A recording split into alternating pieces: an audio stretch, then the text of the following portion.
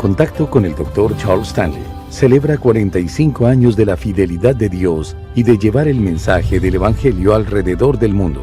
Hoy, en el programa En Contacto, un llamado al arrepentimiento. ¿Cuántas veces ha ido usted al Señor a confesarle el mismo pecado una y otra vez? ¿Y cuántas veces le ha dicho cada vez cuánto lo lamentaba? ¿Y cuántas veces luego de decirle cuánto lo sentía, le ha dicho que no volvería a hacerlo? Y de las veces que dijo que no volvería a hacerlo, ¿cuántas veces en el fondo sospechaba dentro de usted que sí lo haría? Bien, quizás diría, lo he confesado y confesado y confesado y confesado, pero por algo parece que no tengo victoria alguna sobre esto en mi vida. ¿Acaso no dice la Biblia que si confesamos nuestros pecados Él es fiel y justo para perdonarnos y librarnos de toda maldad?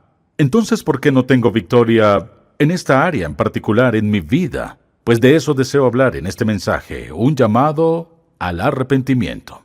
Ahora, si alguien le preguntara, ¿qué es arrepentimiento? ¿Cómo lo definiría? Pues lo veremos en breve. Le invito a que me acompañe a Lucas capítulo 24. Al final de Lucas, en el capítulo 24, en la última parte, desde este versículo Cristo se despedía de sus discípulos con determinadas palabras. Y en el proceso de hacerlo, les dice justo cuál debe ser el mensaje al ir a compartir lo que vieron y escucharon de Él y a dar testimonio. Entonces dice, comenzando desde el versículo 44, y les dijo, estas son las palabras que os hablé estando aún con vosotros, que era necesario que se cumpliese todo lo que está escrito de mí en la ley de Moisés, en los profetas y en los salmos. Entonces les abrió el entendimiento para que comprendiesen las Escrituras. Y les dijo, así está escrito y así, fue necesario que el Cristo padeciese y resucitase de los muertos al tercer día, y que se predicase en su nombre el arrepentimiento y el perdón de pecados en todas las naciones, comenzando desde Jerusalén. Y vosotros sois testigos de estas cosas. He aquí yo enviaré la promesa de mi Padre sobre vosotros, pero quedaos vosotros en la ciudad de Jerusalén hasta que seáis investidos de poder desde lo alto. Dijo, el mensaje es arrepentimiento para el perdón de pecados, y el Espíritu Santo estará en, con y sobre ustedes para facultarlos y hacerlo bien. Ahora, ¿qué quiere decir cuando la Biblia habla de arrepentimiento? En el Nuevo Testamento se usan dos palabras para hablar de arrepentimiento, pero en esencia, ¿qué quiere decir? Significa reconocer mi pecado, que implica un dolor piadoso por mi pecado y un compromiso de mi parte, un compromiso de mi parte para un cambio de rumbo. O sea, arrepentirme es más que sentirme mal por mi pecado. Arrepentirme es más que sentir dolor por mi pecado. Arrepentirme es más que tener remordimiento por el hecho de haber pecado contra Dios, a eso se refiere. Sin duda, arrepentimiento va más allá de nuestros sentimientos. Por ejemplo, alguien puede sentirse muy mal por su pecado, por haber descubierto cuáles son las consecuencias. Pueden sentirse muy contritos por su pecado porque alguien más lo descubrió.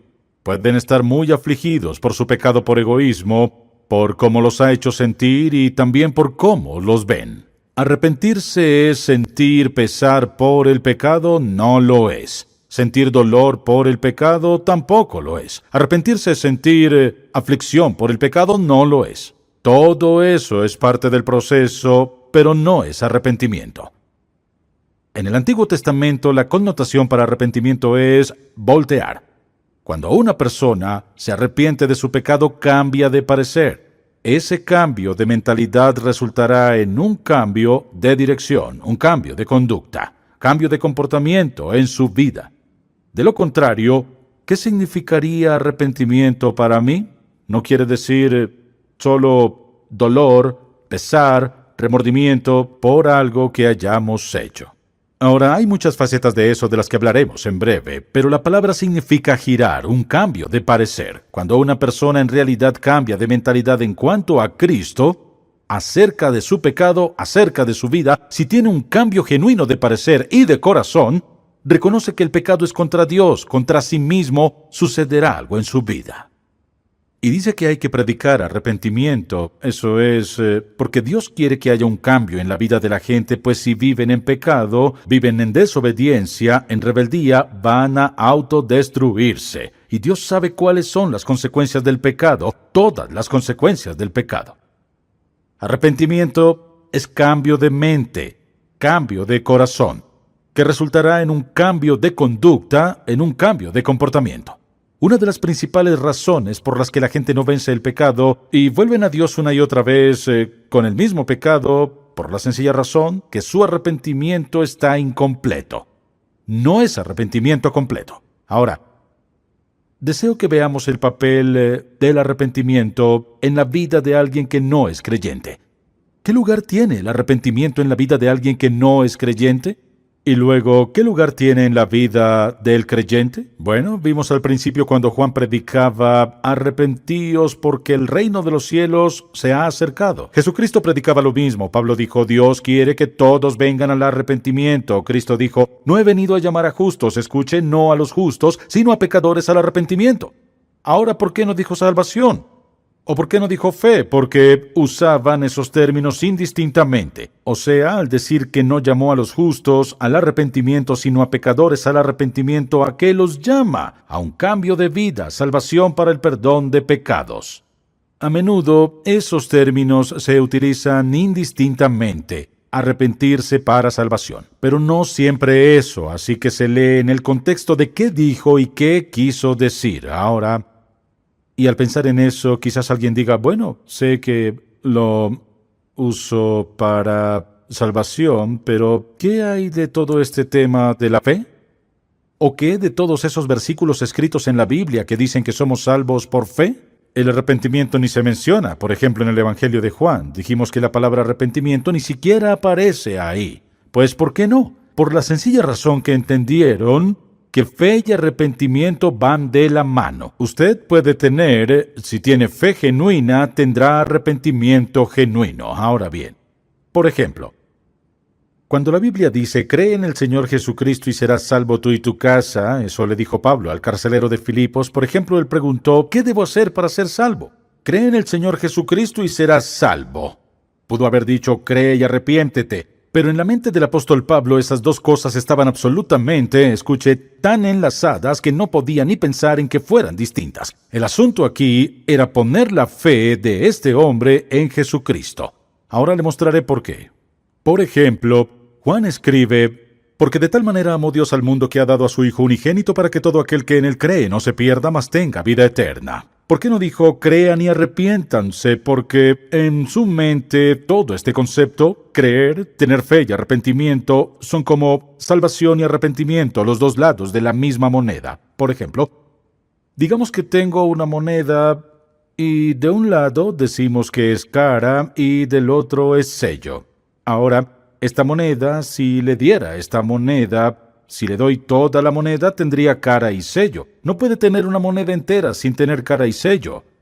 Si yo le diera una hoja de papel y tuviera algo de un lado y algo más del otro, al tomar ese papel usted lo tendría todo. No puede tener una moneda y no tener cara y sello. No puede tener salvación sin fe y arrepentimiento. Así que fe y arrepentimiento van de la mano. No distinguían entre las dos ideas porque en su mente, al pensar en todo el concepto de esto, al poner la fe en Cristo, por ende algo sucederá con su estilo de vida. De eso se trata el bautismo. ¿De qué se trata el bautismo? El bautismo no salva a nadie, sino que el bautismo es un símbolo de algo, ¿qué? Que usted y yo hemos muerto a nuestra vieja vida y fuimos sepultados con Cristo, o sea, pusimos nuestra vida en Él y ahora nos levantamos para andar en una nueva vida. Hubo un cambio. Por eso, sumergimos al bautizar, porque la inmersión es el mejor símbolo del bautismo que representa lo que acaba de pasar. Morir a nuestra vieja vida, sepultados con Cristo, resucitados a una nueva vida. Entonces, en lo que respecta a este asunto, acerca del hecho de creer y por qué no dijo crean y arrepiéntanse así de simple, escuche bien. Si en verdad he puesto mi fe en Jesucristo, lo he aceptado como Salvador, he aceptado que es el único, que mi pecado es contra Él, un día Él será mi juez y le rendiré cuentas si entiendo quién es Él. Si en verdad entiendo quién es y lamento mi pecado y me doy cuenta de que es contra Él y contra mí, Si es una creencia genuina, entonces habrá un cambio genuino. Ahora, pensemos un momento en esta idea de la confesión. ¿Qué significa esa palabra confesión? Confesión significa decir lo mismo al respecto. Entonces, al confesarle a Dios mis pecados, estoy de acuerdo con Él respecto a su perspectiva acerca de mi pecado. O sea que digo al respecto lo mismo que dice Dios. Escuche esto. La confesión genuina es que digo lo mismo que dice Dios de mi pecado. Pienso lo mismo de mi pecado que piensa Dios, lo veo de la manera que lo ve Dios. Si es una confesión genuina, debe tener un elemento de arrepentimiento. Porque si lo veo como lo ve Dios, así es como lo ve Él, está mal, es contra Dios, es en mi contra, tiene consecuencias malas o tiene secuelas que son devastadoras. Por lo tanto, Dios lo ve de esta manera. Es contra Dios, en contra nuestra, no encaja en nuestra vida, deséchelo. Confróntelo, aléjese, déjelo a un lado. Si tan solo vengo y le digo, Señor, quiero confesar mis pecados y darte muchas gracias. Dices que si confieso mis pecados eres fiel y justo para perdonarme. Señor, estoy decepcionado de mí por haber hecho esto. En el nombre de Jesús, amén. ¿Eso es suficiente? No, no lo es. Porque puedo confesar desde la perspectiva de confesión que tiene la mayoría, sin tener mucho remordimiento al respecto. Sin mucho que lamentar al respecto. Señor, dijiste que si confieso mis pecados, eres fiel y justo para perdonarlos, limpiarnos de toda maldad. Te confieso esto, Señor, gracias porque soy perdonado en el nombre de Jesús. Ni siquiera fue de corazón. Escuche esto, la confesión es más que solo decirle a Dios lo que hizo. Recuerde que significa estar de acuerdo con. Confesar algo es estar de acuerdo con. Escuche esto, si estoy de acuerdo con Dios respecto a mi pecado, vengo a Él confesando. Si entiendo lo que es confesión y estoy de acuerdo con Dios al respecto, Él lo odia. Lo odia por la consecuencia. Lo quiere fuera de mi vida. Lo odia. No encaja con quienes somos como creyentes. Ese pecado fue contra Él y contra nosotros. Ahora, al acudir a Dios, al confesar y al estar de acuerdo, Señor, esto es contra ti y esto es contra mí. Esto entristeció a tu espíritu, no cuadra conmigo, quieres sacarlo de mi vida. Luego tomaré una decisión genuina de alejarme de eso, porque eso es arrepentimiento completo. Arrepentimiento completo no es sentirse mal porque me hayan atrapado, ni porque esté avergonzado, ni porque a alguien más no le guste. Arrepentimiento genuino es confesión, que es un acuerdo con Dios respecto a su actitud, su perspectiva, un acuerdo con Dios que resulta en una decisión de dar mi espalda al pecado, alejarme de eso. Y escuche, asumo la responsabilidad por el poder del Espíritu Santo de sacar eso de mi vida. De eso se trata la confesión genuina. Y por eso es que el creyente, cuando brota cualquier pecado en nuestra vida, debemos arrepentirnos.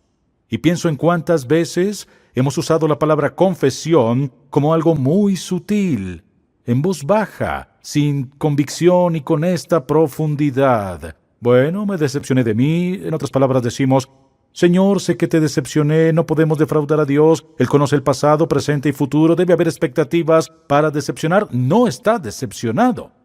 ¿Triste? Sí. Pero creo que lo que más lo entristece es que vengamos a Él a confesarle algo sin ninguna convicción. Pecado es pecado a los ojos de Dios. Alguien dirá, ¿ve Dios todo pecado igual? No, no es así. Algunos son peores que otros ante los ojos de Dios. Pero pecado es pecado. ¿Y cómo se confronta? No simplemente diciendo sin sentirlo, bueno, Señor, volví a hacerlo, lo siento, sé que me perdonas en el nombre de Jesús. No. Debo verlo como lo ve Dios para estar de acuerdo con Él. Debo verlo desde su perspectiva. Y sentiré que ese algo es mucho peor en mi corazón si es desde la perspectiva de Dios. Alguien dirá, ¿está repitiendo lo mismo? Por supuesto, absolutamente, porque esta es la razón clave de tanta derrota. La gente dice, ¿sabe? He tratado por años y años y años de sacar esto. Lo he intentado, lo he confesado y confesado y confesado, pero ¿se ha arrepentido? O sea, le ha dicho, en el nombre de Jesucristo, por el poder del Espíritu Santo, doy un giro, decido girar, me alejo de eso. ¿Significa que Satanás le dejará en paz? No es así. ¿Acaso nunca volverá a fallar? No es así. Pero si vuelve a fallar, ¿qué hace? Se arrepiente de verdad porque es contra Dios, contra usted. Dios no quiere eso en su vida y da un giro. ¿Sabe algo? Tarde o temprano, y quizás muy pronto, con lo que Satanás le ha acosado, los hábitos que sean, escuche, Dios le dará a usted la victoria. Y en realidad, escuche, la victoria está tan disponible y puede ser tan instantánea solo si en verdad queremos comprometernos con Dios. Pero la actitud de mucha gente es esta: Señor, sé que soy débil. Dios mío, quiero darte las gracias porque entiendo que no soy perfecto. Por favor, ¿no ha escuchado Dios eso muchas veces? Señor, sabes que no soy perfecto. Soy solo un pecador salvo por gracia. Sé que entiendes y te doy las gracias por perdonarme. Ahora, el arrepentimiento en la vida del no creyente es para salvación, o sea, fe y arrepentimiento, una experiencia de salvación. Pero en la vida del creyente, escuche, es para restaurar nuestra comunión con Dios y no tiene que ver con la salvación. Creo que porque pensamos en la idea de arrepentimiento en la vida del no creyente decimos, bueno, eso hacen los no creyentes. No, escuche, eso hacen los no creyentes en la experiencia de salvación. Eso hacemos para mantener nuestra vida limpia y obediente ante Dios. Arrepentimiento es un pesar piadoso. Lo veo desde su perspectiva. Veo que es contra Dios. Y ese pesar, escuche, me hace sentir tan mal como para cambiar. Alguien dirá, pues ¿por qué no cambia? La gente no cambia porque no se siente tan mal. No sienten convicción alguna al respecto. Siempre se excusan, siempre se justifican. El arrepentimiento genuino trae un cambio real de actitud, acción y conducta.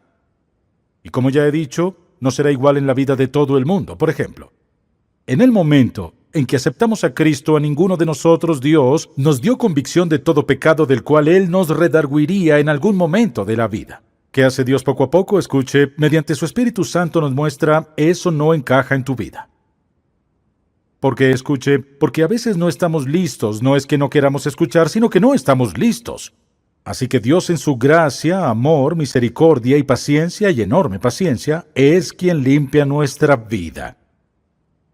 ¿De qué se trata la gracia de Dios? La gracia de Dios es su perdón para nosotros los creyentes al haber pecado contra Él. Y no siempre se trata de un hábito, por ejemplo, sino de algo que ocurre en nuestra vida. Quizás una tentación o alguien le saca de sus casillas, o sea, por dentro está enfurecido y usted sabe que está mal, pero está tan enojado que usted quiere responder de alguna manera. Luego, ¿qué pasa? ¿El Espíritu Santo le convence? ¿Sabe que no está bien? Si es arrepentimiento genuino, dirá, Señor, lo siento. Reparará el daño a esa persona. Eso no encaja en mi vida, me arrepiento de eso. Señor, ya no quiero tener más eso en mi vida. Arrepentimiento completo, real, no es solo un cambio de actitud, sino de conducta y cambio de comportamiento. Todos tenemos derecho a esperar que los creyentes lleven vidas consagradas, pero no somos inspectores de frutos. Si alguien nos critica y dice, soy un inspector de frutos espirituales, no creo que haya ningún versículo en la Biblia que diga que Dios le ha dado a alguien el don de inspección de frutos espirituales. Lo que dice es esto. Hace una firme declaración en Mateo capítulo 7. Esto es lo que dice. Dice así respecto a todo esto. Escuche el versículo 21. No todo el que me dice Señor, Señor entrará en el reino de los cielos, sino el que hace la voluntad de mi Padre que está en los cielos. ¿Cuál es la voluntad del Padre? Aceptar a Cristo como Salvador personal. Mire, el arrepentimiento en sus vidas cambió. Muchos me dirán en aquel día, Señor, Señor, ¿no profetizamos en tu nombre, y en tu nombre echamos fuera demonios, y en tu nombre hicimos muchos milagros? Así que las obras estaban ahí. Y entonces les declararé, nunca os conocí, apartaos de mí, hacedores de maldad. Señor, Señor, ¿no hemos hecho muchas maravillas en tu nombre? Nunca los conocí. Es la condición del corazón. Si la experiencia de salvación es genuina, implica, un cambio de actitud. El cambio instantáneo es de no creer en quién es Él, a creer en quién es Él. Y el arrepentimiento está tan enlazado en la fe que no pueden separarse. Porque es Dios quien produce el cambio, y el cambio sucede al instante porque todo se transforma de no creer a creer en Cristo, como su Salvador personal. Eso es lo primero que sucede. Entonces, ¿cuál va primero, el cambio o la fe? Ninguno va primero, son los dos lados de una moneda. Tienes fe y arrepentimiento para salvación. Para el creyente, tenemos la responsabilidad porque, escuché, rendiremos cuentas a Dios. Somos responsables a Él por la vida que llevamos, y el arrepentimiento debe ser parte vital de nuestra vida. De lo contrario, pasa lo siguiente. Confesión. Sin arrepentimiento, ¿qué es? Más y más confesión, confesión y confesión, porque no habrá cambio. Pero es el arrepentimiento, escuche, el que pone la fortaleza en esa confesión. Porque ambos, en verdad, están entrelazados. Si es una confesión genuina, estará involucrada con arrepentimiento. Cambio de mente, cambio de corazón, cambio de conducta. Cuando alguien dice, bueno, he confesado, confesado y confesado y no sé por qué no tengo la victoria, se ha detenido a decir, Señor, esto no tiene lugar en mi vida. Me arrepiento de ese pecado y por el poder del Espíritu Santo escojo alejarme en este momento de eso en mi vida. Dice, no sé si pueda alejarme de eso. Tiene el poder del Espíritu Santo en usted para permitirle que pueda alejarse. Escuche con atención. Esto es lo engañoso del pecado. Este es el vil engaño del pecado que Satanás dice, 1, no te hará mal. 2, no te harán mal. 3, no te harán daño. Ni 4 tampoco. Todos cometemos errores hasta que por fin esa cadena le enreda y viene a arrepentirse ante Dios Todopoderoso y tiene una lucha terrible. Por eso es que cuando surge un pecado en nuestra vida, el momento de confrontarlo es en ese momento, antes de que se afiance en su vida y se encontrará arrepintiéndose. ¿Y qué sucede? No durará mucho, porque ha dejado que Satanás tenga una atadura en su vida. ¿Puede Dios romperla? Sí puede. ¿Lo hará? Sí lo hará. La lucha no es si Dios puede o no, la lucha es si yo quiero o no. Escuche, una persona con algún hábito, la verdad es que disfrutan mucho el hábito. Se ha convertido en parte de su vida. La verdad es que, por un lado, dicen, Señor, no quiero esto en mi vida, pero en el fondo no quieren dejarlo. ¿No quieren dejarlo? Eso no es arrepentimiento real. Debe haber una decisión genuina de confrontarlo y alejarse de eso, lo cual se puede hacer. Así que deseo animarle. Si no ha aceptado a Cristo y ha estado esperando primero limpiar su vida, olvídelo. Ese no es su trabajo, eso lo hará Dios en su vida. Debe pedirle al Señor que le perdone su pecado, reconociendo que es contra Dios y contra usted, que Él murió en la cruz mediante su Hijo Jesús y pagó toda su deuda de pecado. Y en el momento en que esté dispuesto a decirle, sí, creo que Cristo es quien dice ser, cambia de repente, se produce un cambio radical. Pongo mi vida en sus manos, acepto a Cristo para el perdón de mis pecados. Ha hecho un cambio drástico en su vida y ese cambio se manifestará al instante y seguirá por el resto de su vida.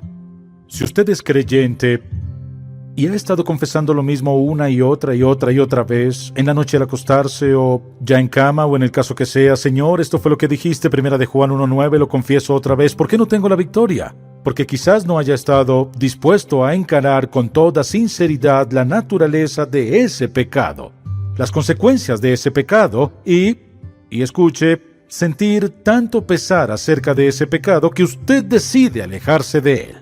Usted decide decirle no, usted decide abandonarlo. Y al decidir abandonarlo, todo el poder de Dios está allí para ayudarle a hacerlo.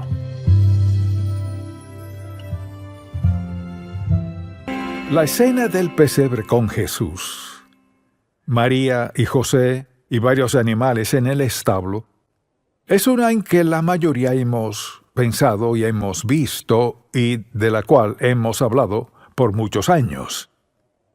Pero hoy esta pequeña escena tan sagrada se ha vuelto un punto de ataque. Y al pensar en los pesebres que colocaban en varios sitios a principios de este siglo, era más común verlos en el pasado, pero poco a poco se han ido desechando. debido a que algunas personas lo han objetado. Lo vieron como un punto de ataque. El suceso más importante en la historia de la humanidad es un punto de ataque para quienes odian a Dios, odian la religión, quienes son agnósticos o ateos. Se ha convertido en un punto de ataque. Luego se volvió un tema político. Así hoy se ven cada vez menos nacimientos con María, José y Jesús y todo lo demás que conocemos. Entonces lo llevaron a la corte, hicieron de todo por eliminar la escena del pesebre, pero piensen esto, Dios puso el primer pesebre aquí, y no importa lo que alguien diga o haga, ni las leyes que aprueben, los efectos de la escena del pesebre seguirán aquí cuando Cristo venga, no importa lo que traten de hacer. Y cuando entiendo lo que en verdad sucedió en aquel sitio, aquel lugar donde haya sido, hoy en día hay pesebres en todo el país, no importa lo que trate de hacer la gente. Así pues deseo que hoy reflexionemos un poco más a fondo, porque se trata más que de María y José y los pastores que vinieron. Entonces, al ver esa escena, es fácil decir, pues la hemos visto por años. ¿Pero qué representa? Es un recordatorio de la salvación. Nos recuerda que no hay que preocuparse por la muerte. Nos recuerda que nuestros nombres están en el libro de la vida del Cordero. Es un recordatorio de que toda nuestra bendecida seguridad no es por nada que hayamos hecho, sino tan solo responder a la verdad del mensaje del Evangelio, lo que comenzó pictóricamente allí mismo en esa situación. Luego, al comenzar a ver lo que dice la Biblia respecto a él, deseo que vayamos por un momento a Colosenses capítulo 1, porque aquí hay una gran descripción de lo que se trata esta escena del pesebre aquí en este primer capítulo. Hablando del Señor Jesús, en quien tenemos redención por su sangre, el perdón de pecado. Eso estaba sucediendo. Él es, mucha atención, Él es la imagen del Dios invisible, el primogénito de toda creación, porque en Él fueron creadas todas las cosas, las que hay en los cielos y las que hay en la tierra, visibles e invisibles, sean tronos, sean dominios, sean principados, sean potestades, todo fue creado por medio de Él y para Él. O sea, en esa escena está el bebé que acabamos de describir, la imagen del Dios invisible, el primogénito de toda creación. Y luego dice la palabra, y Él es, no dice fue sino es, antes de todas las cosas, y todas las cosas en Él subsisten. O sea, acostado, en ese pesebre había un bebé de quien es cierto todo lo que leímos. La gente critica esa escena. Esa escena es una imagen de lo más significativo que ha sucedido hasta la cruz, la crucifixión y la resurrección. Y dice la Biblia, y Él es antes, escuche bien, no dice fue, Él es antes de todas las cosas, y todas las cosas en Él subsisten. Y Él es la cabeza del cuerpo que es la iglesia, el que es el principio, el primogénito de entre los muertos, sea la resurrección, para que en todo tenga la preeminencia, por cuanto agradó al Padre que en Él habitase toda plenitud. Por medio de Él, reconciliar consigo todas las cosas, así las que están en la tierra como las que están en los cielos, haciendo la paz mediante la sangre de su cruz. Eso fue lo que sucedió, y eso representa esa escena. Esa es una gran descripción del Señor Jesucristo. Así que cuando alguien le diga a la ligera, debes quitar ese nacimiento del jardín de tu casa, o solo es algo religioso, no es religioso, es realidad.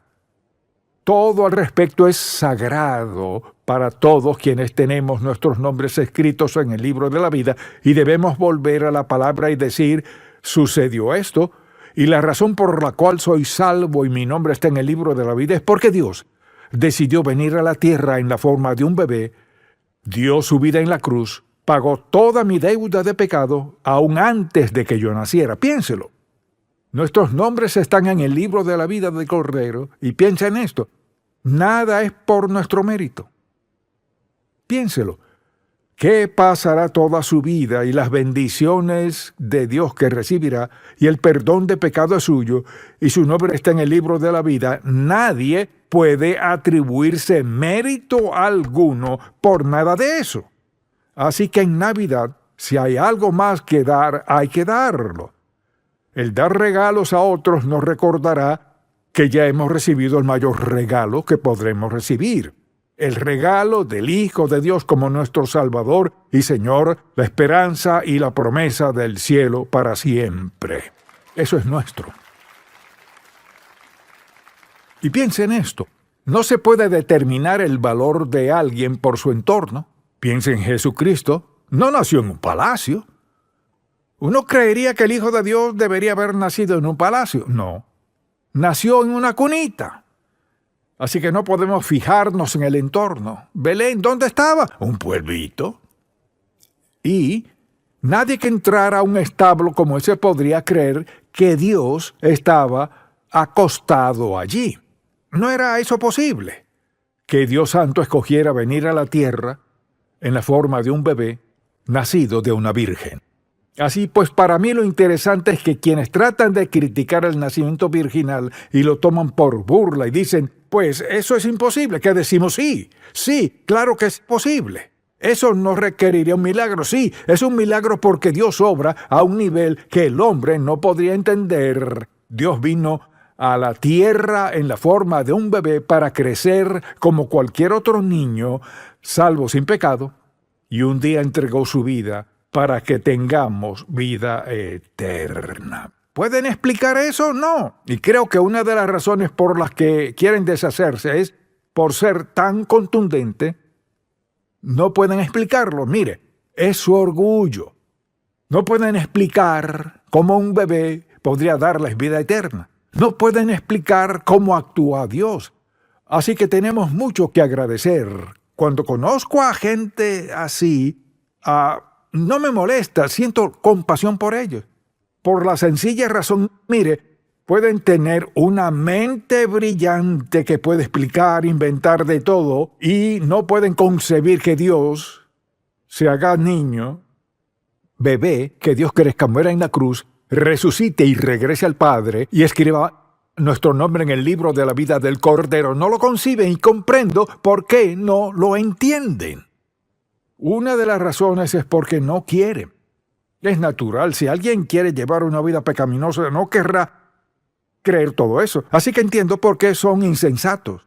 Son necios para no considerar el hecho de que el nacimiento de Jesucristo fue una realidad. Y el hecho de que anduvo entre los hombres es una realidad. Que murió en una cruz es una realidad. Y que murió para salvarnos de nuestros pecados es una realidad.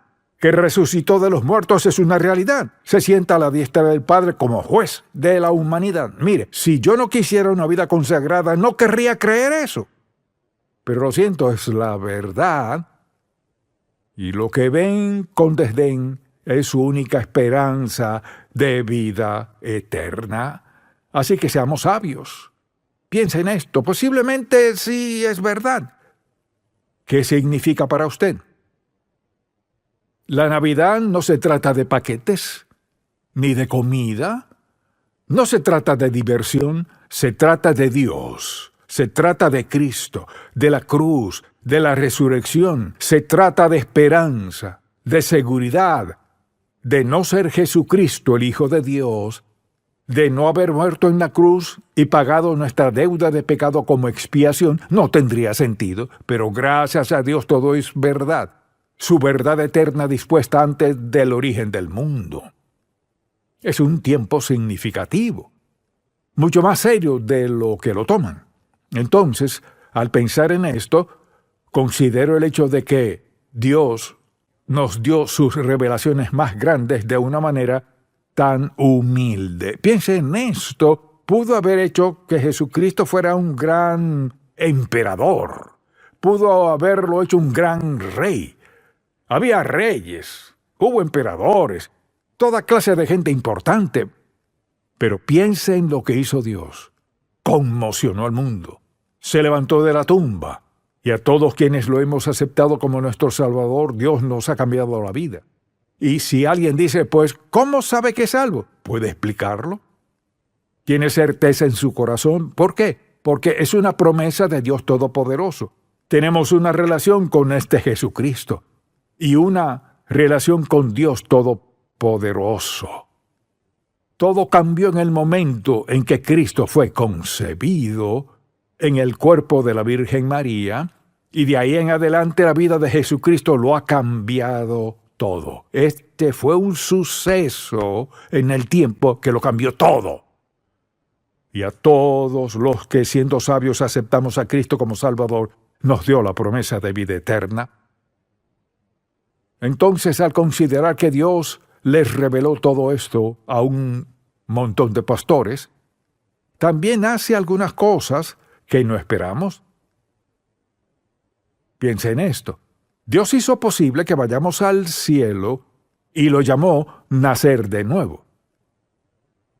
Y lo hizo lo suficientemente sencillo que si confesamos nuestros pecados, nos arrepentimos y ponemos nuestra fe en ese bebé nacido en Belén, que creció siendo carpintero, el Hijo de Dios, el Mesías, quien se sienta a la diestra del Padre, lo hizo tan sencillo para que pudiéramos entender la salvación. Piénselo, Jesucristo no hablaba en términos complicados para la gente.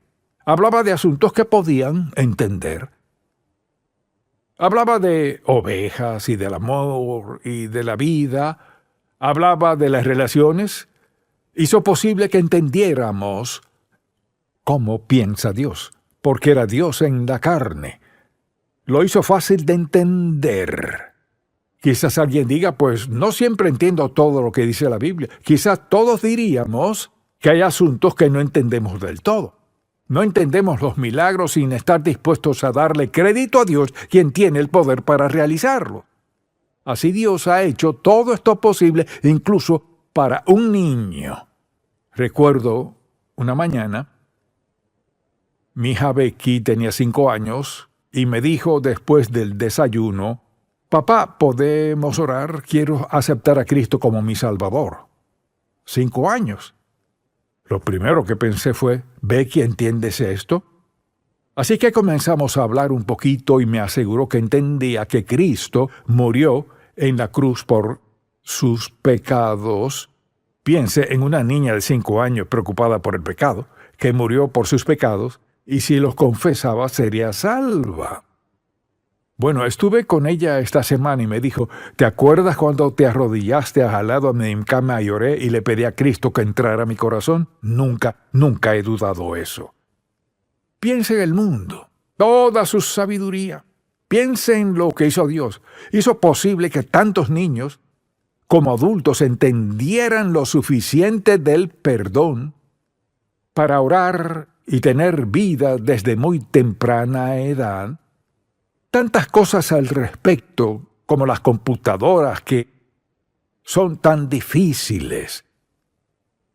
Dios hizo lo más importante de nuestras vidas tan sencillo. Si estás dispuesto a confesar, a estar de acuerdo conmigo en que eres pecador, si estás dispuesto a pedirme perdón de tus pecados, si estás dispuesto a pedirme que te perdone conforme a que morí y pagué toda tu deuda de pecado para salvarte y para siempre.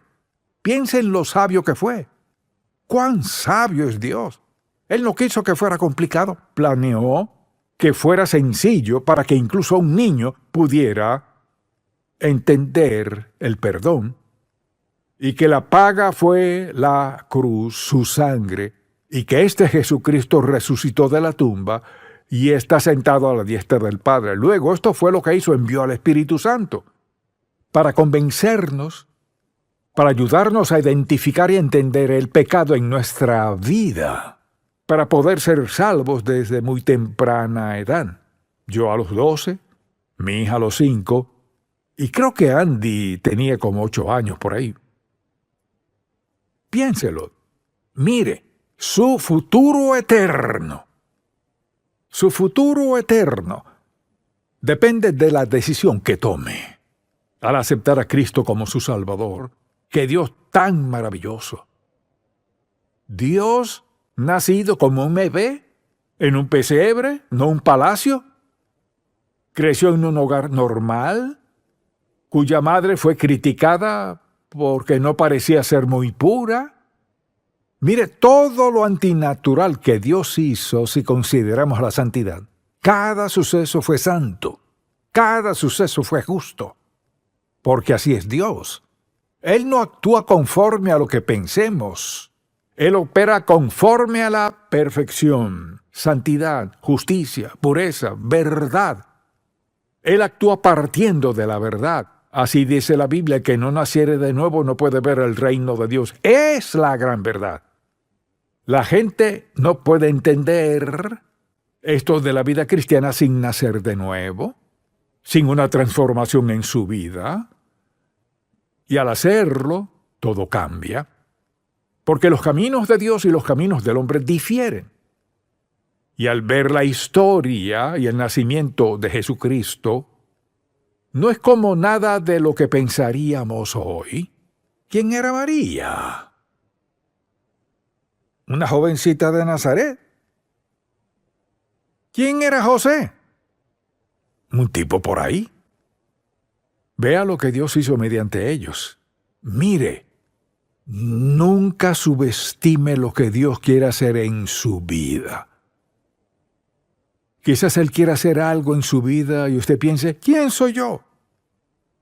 ¿Se imagina lo impresionada que estaría María al enterarse de que estaba embarazada? Quizás tan aterrada estaba, salvo que Dios le había hablado. Si usted trata de amoldar su vida al mundo, quizás se pierda lo mejor de la vida. Al rendir su vida a Cristo y al decirle que lo que sea que Él quiera hacer en su vida está bien, le entrega su vida a Él.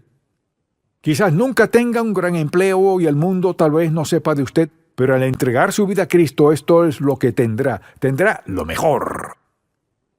Así que quizás hoy sea bueno reflexionar en su vida y recordar los momentos arduos que ha tenido usted o que tuvieron sus padres. Quizás no tenía muchas cosas que sus amigos sí tenían, etc. Recuerde esto, Dios no comete errores. No hay errores.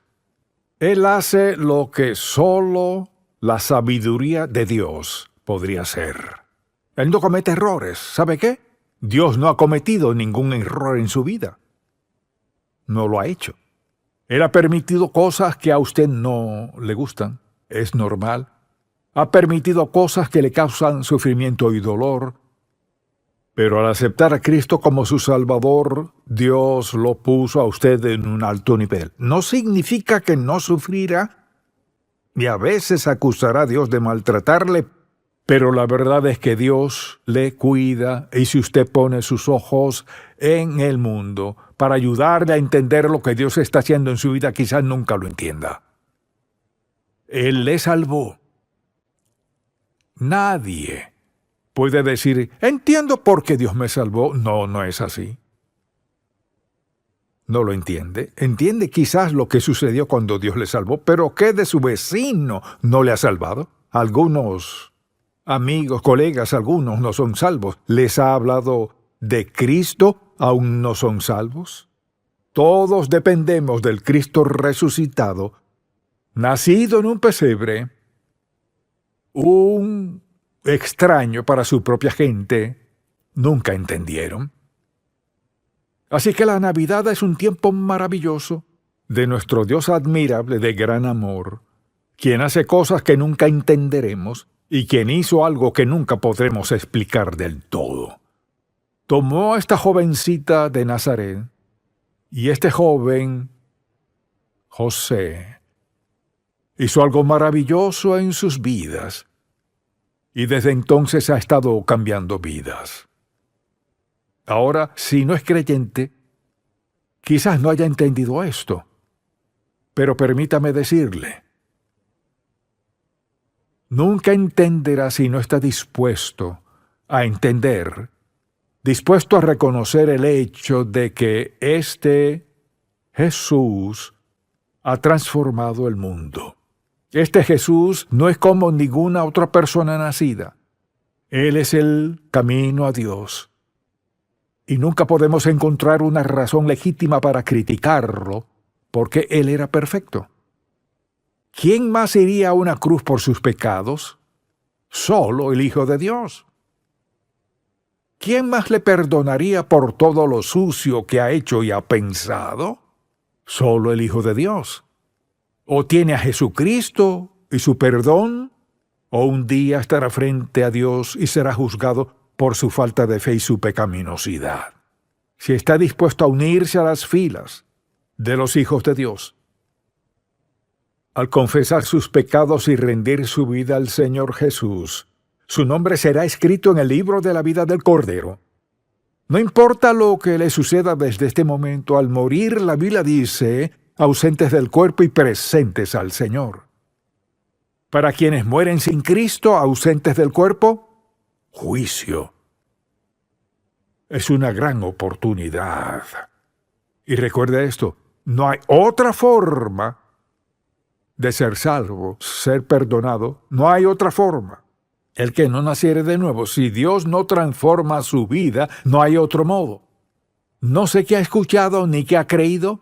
¿Es Cristo o separación eterna de Dios? Y pienso en lo paciente que ha sido Dios con usted. Lo más sabio que puede hacer, si no ha aceptado a Cristo como su Salvador, quien sea y donde esté, es pedirle al Señor que perdone sus pecados, entréguele su vida y permita que Él cambie su destino eterno. Somos salvos por fe, por la gracia de Dios,